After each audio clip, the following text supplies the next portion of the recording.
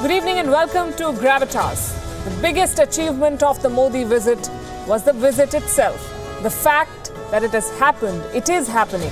The symbolism has immense significance, more for Israel than for India. The visit is short but high-powered, covering a lot of ground. Today was a day of more photo ops and agreements, joint statements and gestures of friendship.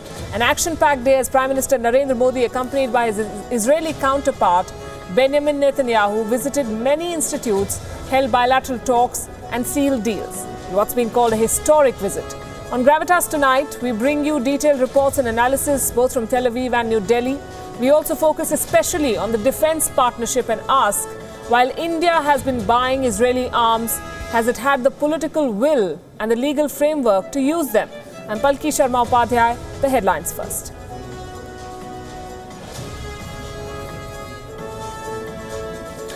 As North Korea dares the US with more nuclear tests, President Donald Trump criticizes China for not doing enough to put pressure on Pyongyang. Trump says he's re-evaluating his trade relationship with Beijing.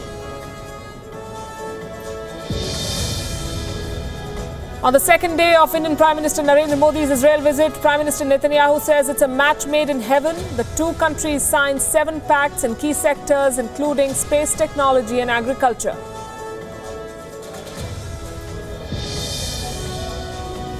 A historic day for Jammu and Kashmir too. The Assembly passes a resolution to implement GST in the state. Union Power Minister Piyush Goyal says the GST rollout will happen in the next few days.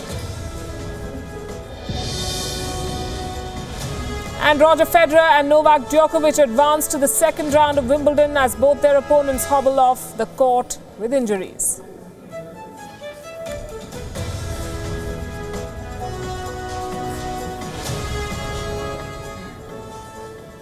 And also on the show, some specials as always. Is Iran rattled by the growing closeness between India and Israel? Why is its Supreme Leader Ayatollah Khamenei harping on Kashmir?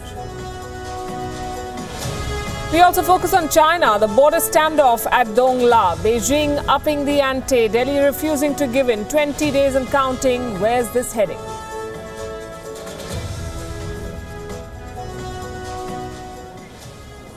But first, let's take you straight to Tel Aviv, to Jerusalem. The visit began with a lot of color. A flower was named after Indian Prime Minister Narendra Modi, and this is the flower. We'll just put this up on your screen.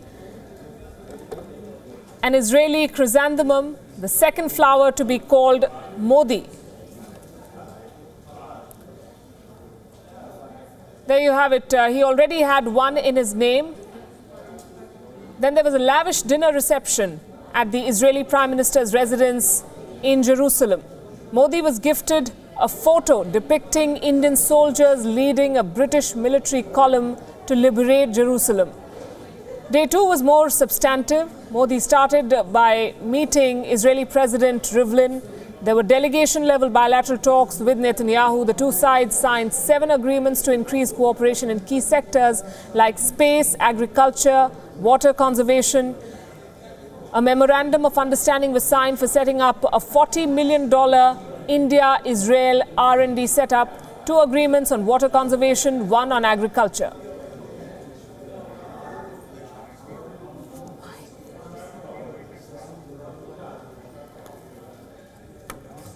We also recognize that we are being challenged. We are being challenged by the forces of terror that seeks to undermine our world, our countries, the peace and stability of our common civilization. And we have agreed to cooperate in this area as well. We spoke about so many fields where we think we can make a big difference in water, in agriculture, in health, in every field, in so many fields, in the fields of that affect the lives of our people, their well-being, their employment possibilities, the longevity of their lives and how they live it. So we have decided, because Prime Minister Modi and I are, I think, not only wedded to visions, but we like to have our feet connected. We try to look to the distance, but have our feet firmly planted on the ground. We have empowered our staffs to bring us concrete plans in these diverse areas by the 1st of January. India has suffered firsthand the violence and hatred spread by terror. So as Israel. Prime Minister Netanyahu and I agreed to do much more together to protect our strategic interests and also cooperate to combat growing radicalization and terrorism, including in cyberspace. We also discussed the situation in West Asia and the wider region. It is India's hope that peace, dialogue and restraint will prevail. Israel is among the leading nations in the field of innovation, water and agricultural technology. These are also among my priority areas in India's development. We agreed that efficiency of water and resources use, water conservation and its purification, productivity increase in agriculture are key areas in deepening our bilateral cooperation. And joining us now on this discussion is retired Lieutenant General Syed Atta Hasnain. He's a former GOC of 15 and 21 Corps, military secretary, now public speaker, strategic analyst, author. He does wear many hats. We also have with us from Jerusalem, Lior Weintraub, former diplomat and political strategist. We will be joined by Kartikeya Sharma, my colleague, who's been reporting live from Tel Aviv and Jerusalem on the various developments during this visit. Good evening to both of you. Lior, let me come to you first. What do you think is the biggest takeaway, according to you, from the developments that we've seen today and from the joint press conference by the two leaders? First of all, the most important thing is the atmosphere and the bonding between the two leaders. Obviously, there is a chemistry there, but also the trajectory that both of the leaders are painting. How to diversify and further develop this relationship. And do it in a very operative manner. I mean, they're building some sort of milestone. They're requesting their respective team to build a plan, a work plan, in order to develop this relationship. So it's very concrete. It's not. We know that in every diplomatic meetings, every diplomatic visit, there is an MOU that are signed. Some of them are important. Some of them are zero importance. But here we see very concrete steps in order to take this relationship forward. General Hasnain, Netanyahu talked about I square and T square. He was talking about India, Israel, talent and technology. Was there a P square, a hidden P square in this equation as well? Pakistan and Palestine that they did not want to talk about, some sort of a mutual understanding, we'll not raise it, you'll not raise it. Well, it did seem that to an extent. And I think it's a good decision to do so. Both the P's, that is Pakistan and Palestine, was kept out. I'm sure privately, one-on-one, the two prime ministers would definitely have discussed these two issues because they are the core issues at the bottom of the problems of both the countries in terms of security. So as far as Prime Minister Netanyahu is concerned, he gave out all the right optics and focused on all the right issues. And obviously for us as takeaway, science and technology concerned with Israel is a huge thing. Israel is a country which has actually converted every one of its weaknesses into strengths. You see the size of the country itself has been converted into a strength. Its border security, which is extremely vulnerable, with all the actions of its adversaries making existential threats to it, it has actually converted all that into a strength by actually training its armed forces to such a high level. And the third thing is innovation. The manner in which they have innovated and taken science and technology to a high level is something for any nation to emulate. And I think those were the right things which were all spoken about in today's parleys. Lior, how significant is it for Israel in particular that Prime Minister Narendra Modi did not go to Ramallah? Well, first of all, I think that we should note that the issue of the relationship between Israel and the Palestinians, and I guess that also the Iranian issue was definitely raised and discussed behind closed door. And you should bear in mind that from our point of view, a peace process and a peace agreement between Israel and the Palestinians and with the whole Arab world is something that is desired, is something that is a good result. I think it's a national obsession among Israelis that live in Israel, that they would like to see a peace process, but right now there is an impasse, and from the Israeli point of view, there is no real partner in order to achieve such an agreement. So discussing it just for the sake of discussing it, or making statement just for the sake of statement, I think is futile. And I think that the two leaders are doing good by promoting the things that are beneficiary and important for the two sides, and putting aside for a minute, but not forgetting the unsolvable issue that are part of the Middle East environment right now. Hasnain, I'm going to request you both to stay with us. India and Israel defense cooperation has been steadily growing, we know, and growing stronger over the past few decades. Today, Israel is the third biggest defense supplier to India after the US and Russia. Here's a look at the quiet inroads that Israeli military equipment has made into the Indian armed forces.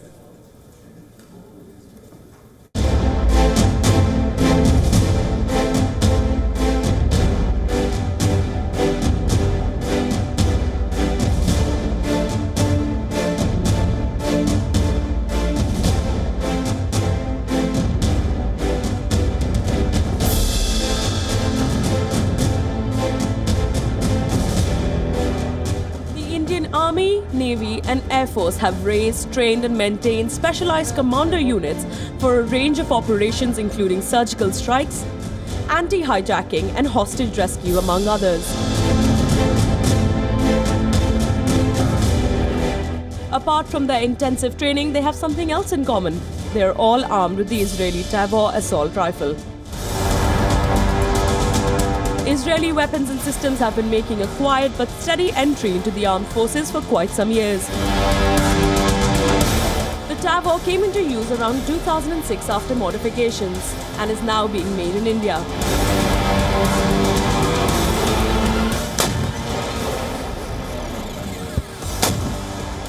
The Khalil, Negev and the B-300 rocket launchers are some of the other Israeli weapons used by India's commando units. The Indian Air Force has 6 Israeli Falcon AWACS systems deployed on the IL-76 aircraft. These can act as airborne commando posts and with its powerful radars detect enemy missiles and aircraft over 500-kilometer range. The long-range surface-to-air missile system is based on the Israeli Barak 8 and is for use on naval ships and from land. The missiles are ideal for defense against enemy aircraft and missiles and UAVs at a distance of 100 kilometers. India has purchased a number of Heron and Searcher UAVs for surveillance and reconnaissance.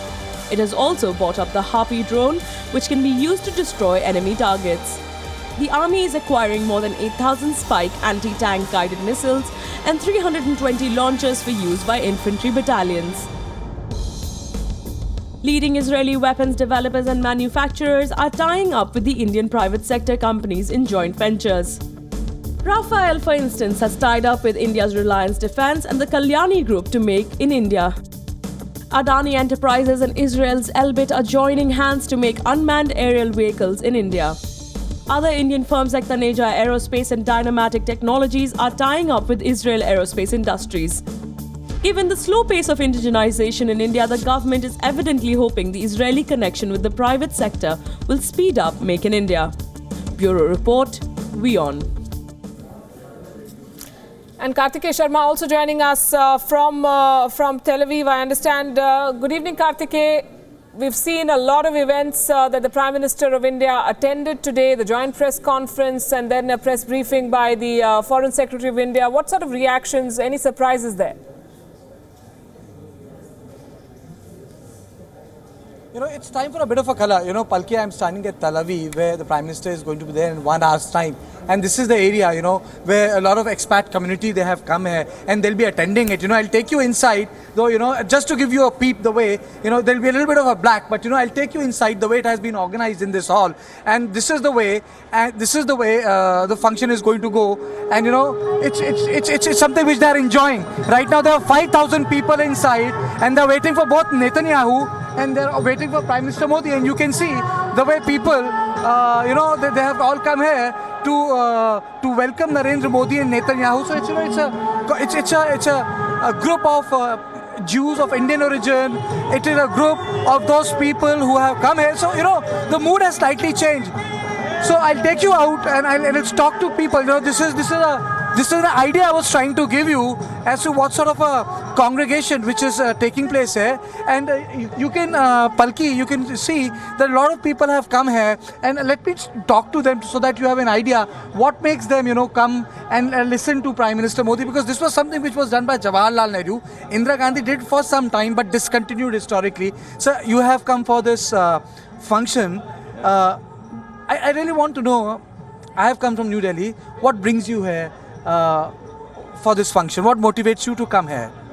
First, we are love Modi, because the true I live, मेरा घर है दिल्ली में, 6 महीना में दिल्ली में रहता हूँ, 6 महीने इजराइल में रहता हूँ, and मैं बोलता हूँ मोदी इंडिया के लिए अच्छा है, and इंडिया के लिए फ्यूचर भी लाएगा. Do you agree with him? Of course, the same thing that she say. We love Modi, and what he do here in Israel the first time this visit, and we wish this all be the bread, all the technology and all the things that we wish that India and Israel.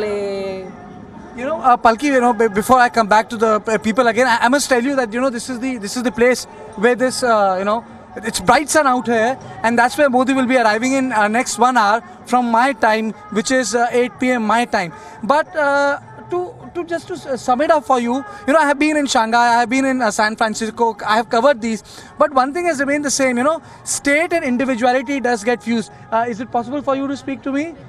Have you come for the function? Yes, we did. Okay. Are you from Tel Aviv, or because I have been told that people from various other parts of Israel have come here?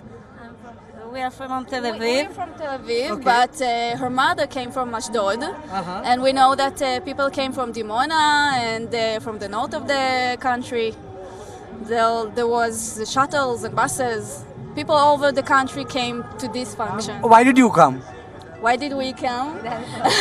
This is a historical moment that the Prime Minister of India for the first time is here, and it's very exciting.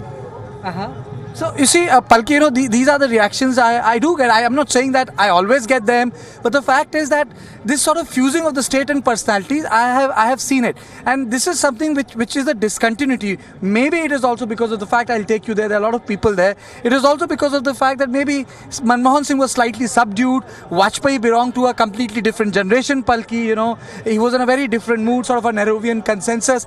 But Modi, and if you look at the posters, even the posters have been made in a different way.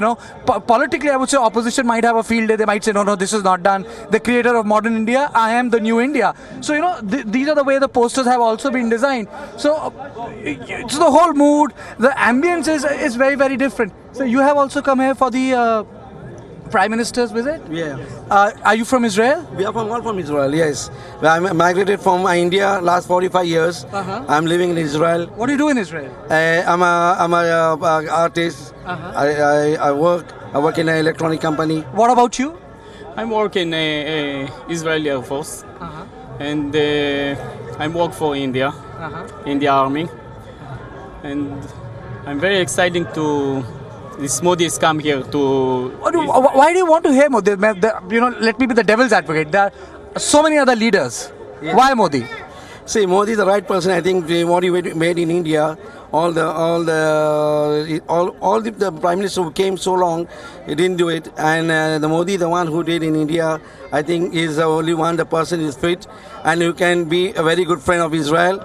And I hope that Modi will cancel all our visas coming to India.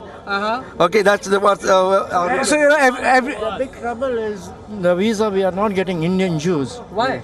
I don't know. They are making trouble in India. So there must not be so difficult for Indian Jews to go to Israel. We must get Indian Jews get nationality of Indian nationality, as how you say in Hebrew, Izrachut.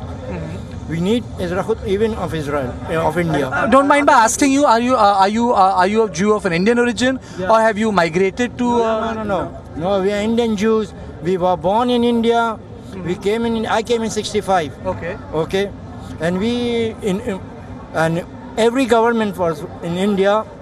No, they never recognized Israel. In United States, everywhere. So you want the visa issue to be sorted out. Right. So you know, Palki people. Everything in India.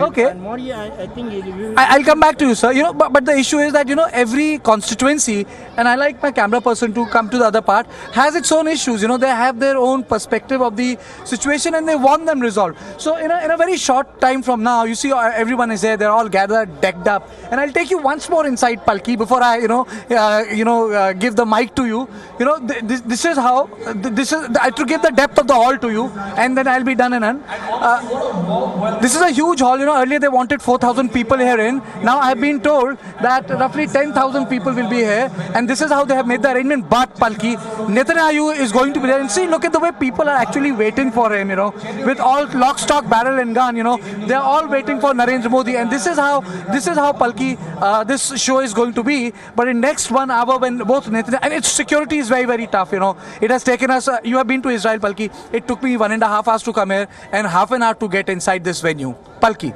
Right. Thank you very much. And I can tell you that preparations for this event have been going on for months. Every restaurant we went to, there were these postcards. There were places where you could register. You could register online. The Indian Embassy was working very hard, calling community leaders to pick and choose the people who they thought should attend this event. So it is a very big deal for Israelis of Indian origin that they're getting to meet the Prime Minister of India. But I'm going to come back to defense, and I'm going to come back to the subject that we were discussing, and I want to ask General Hasnain this.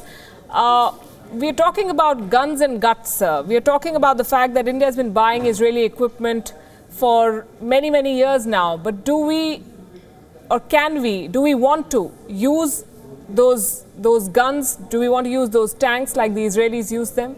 Is there the political will? Is there the legal framework, the leeway for Indians to be able to do it?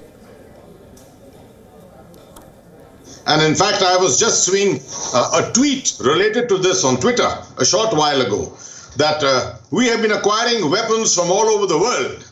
And of course, a very large segment of them coming from Israel.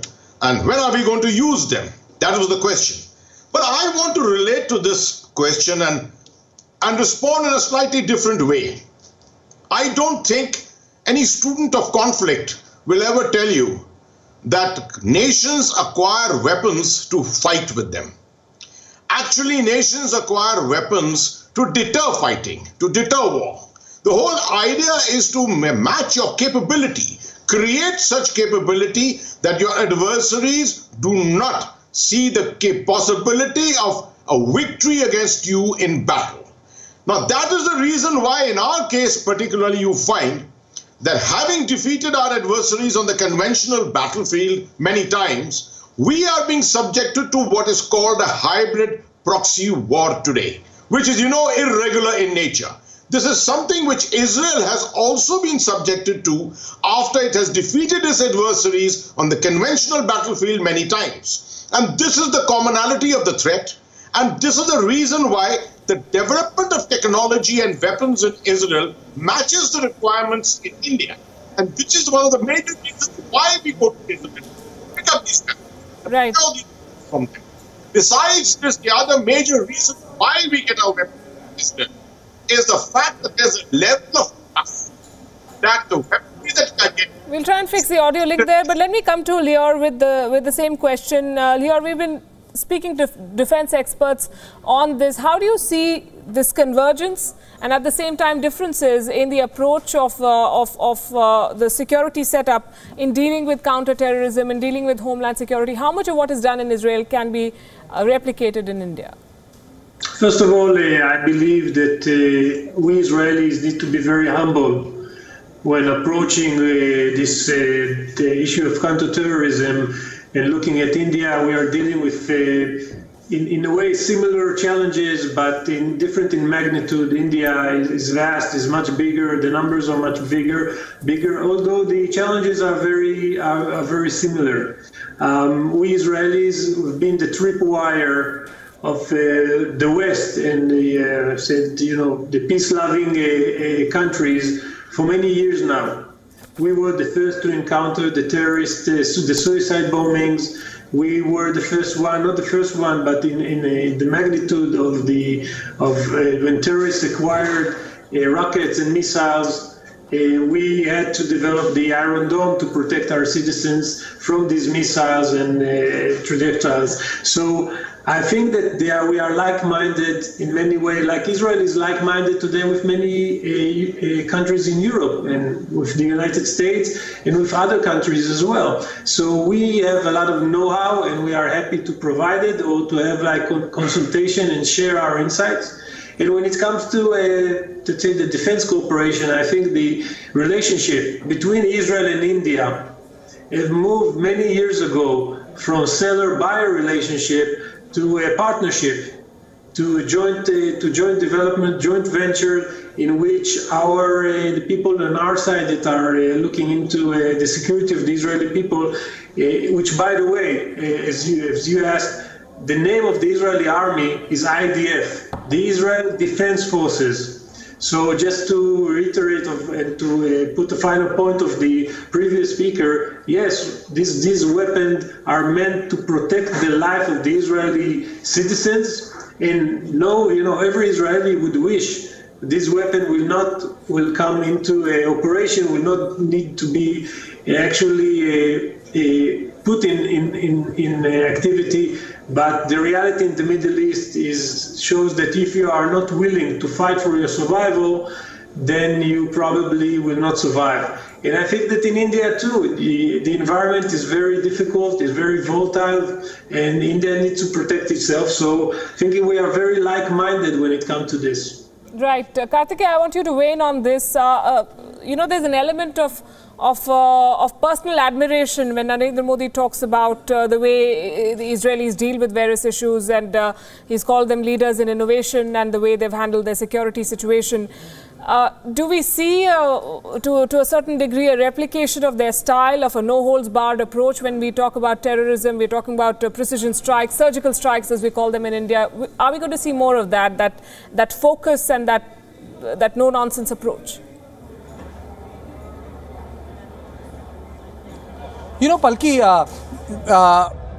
my understanding is that Modi has done three things. Modi has broken that Gandhi-Nehru consensus, which is part family, part policy, on the issue of West Asia and Israel. That was something involved during Nehru's time and Indira's time, but Narasimha Rao went the other way. But Narasimha Rao, Gujral, Deve Gowda, Atal Bihari Vajpayee, Manmohan Singh did not break the public narrative of it.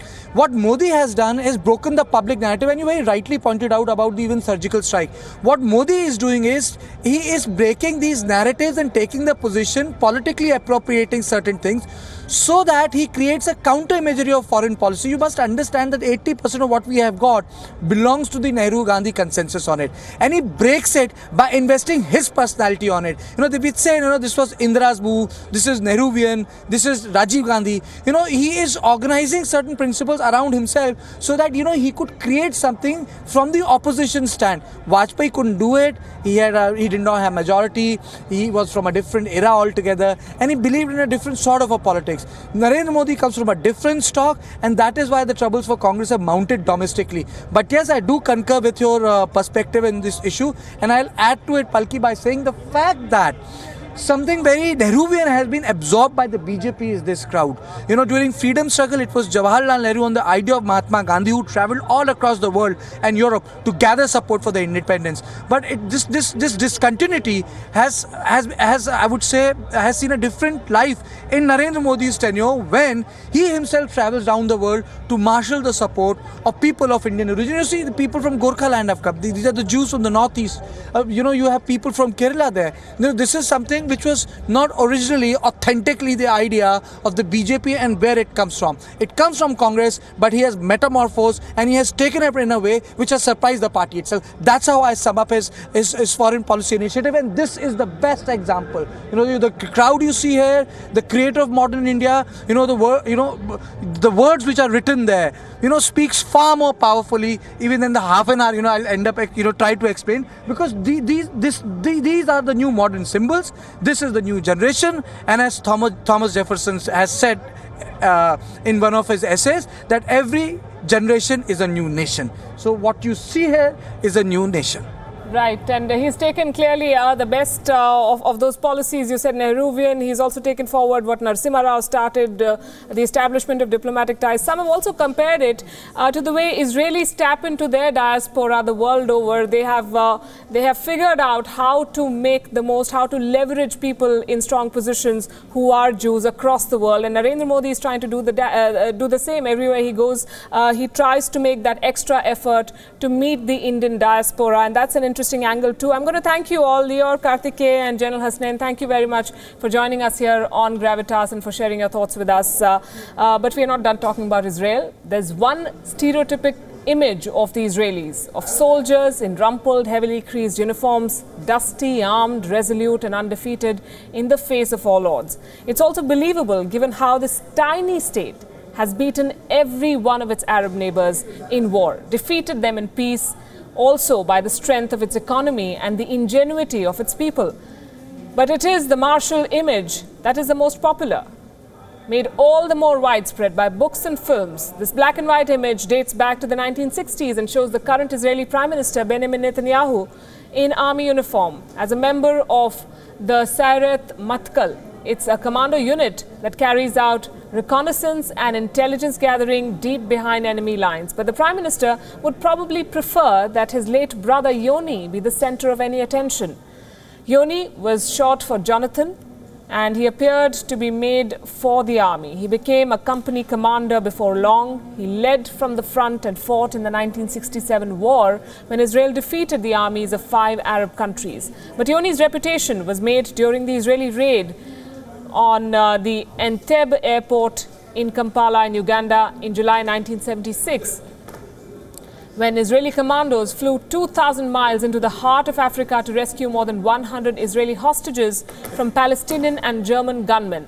They were aided and abetted by the then Ugandan strongman Idi Amin. The operation was successful, but at the cost of 4 Israeli hostages. And Yoni, his brother, and Prime Minister Netanyahu set up a terrorism institute in his name and claims to talk to Yoni even today. And why are we talking about all of this? Because this is something that seems to have touched the Indian Prime Minister. He spoke about Netanyahu's family in that joint press conference. Listen in. Our conversation last night, meeting Mrs. Netanyahu, learning about your family, especially what you told me about your father, has taken my experience of a beautiful country to a whole new level. And one of the most touching and talked about moments of this visit was, of course, Prime Minister Modi's meeting with Noholdsbarred, the boy who lost his parents in the 26/11 Mumbai attacks. Prime Minister Netanyahu praised Modi for accepting his request for this meeting. Moshe symbolizes the common interest and challenges of the two countries. A child of tragedy, he also binds India and Israel as they fight against terror. WION spoke to the boy, who's now 11 years old. Moshe Hindi तो खैर नहीं जानता होगा, आपके साथ रहते हुए कुछ सिखाई हिंदी? नहीं, एक से 10 तक उसको आता है. हिंदी आती है? I don't know Hindi. But you know number, no? 1, 2, 3, 4, 5, 6, 7, 8, 9, 10. चलिए, हिंदुस्तान की एक चीज मोशे के पास है जो आपने बहुत अच्छी सिखा दी, लेकिन क्या मोशे के दिमाग में मैंने नहीं सिखाया, उसका मम्मी ने सिखाया ये। To Prime Minister Modi, do you want to say something? I love him. You love him, and you want to go to India? Yes, Why? I want. Because this is you have Because home. because this is my home. You want to visit Nariman house? Yes. Anything? Why? Why do you want to go there? That is my Chabad. This is my house. This is my Chabad house.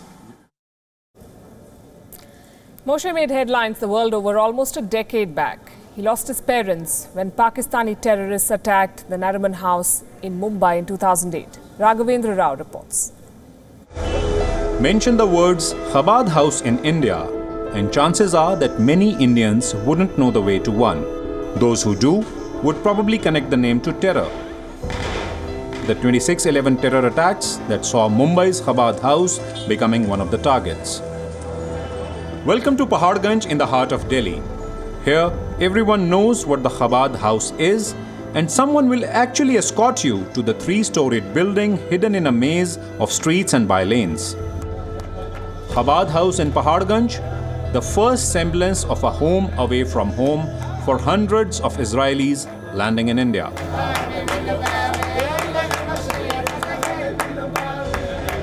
The presence of a Delhi police constable right at the entrance of Delhi's Chabad house is a signal enough that from the security point of view, this is an important venue. The scene on the... And we also have a story on the Nariman house in Mumbai. You can watch that on WIONnews.com. As tragic as Moshe's story is, he's also lucky to have been reunited with his grandparents and to have the chance to shape his life afresh. Many don't even get that. Children, unfortunately, are the biggest victims in conflicts. Take the latest cases. In Afrin, northwest Syria, a mother and her young child were killed in bombing from the Turkish side. Some 10 people were injured.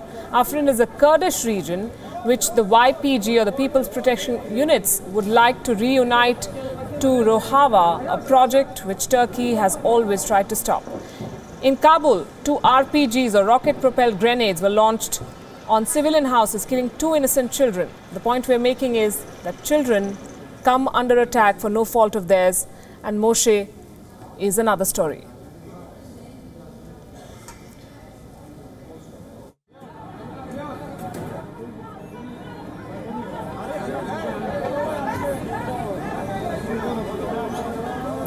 And as we track the Prime Minister's visit, this is what we're looking forward to. He's meeting members of the Indian community, as Karthikeya has been reporting. And tomorrow, he's looking at new alliances in the world of trade. He meets CEOs and will visit a memorial for Indian soldiers in Haifa. We're taking a very short break. And as we do that, we're leaving you with a bromance between the 2 Prime Ministers. Have you counted the number of hugs in one day? We did that for you. Take a look at this.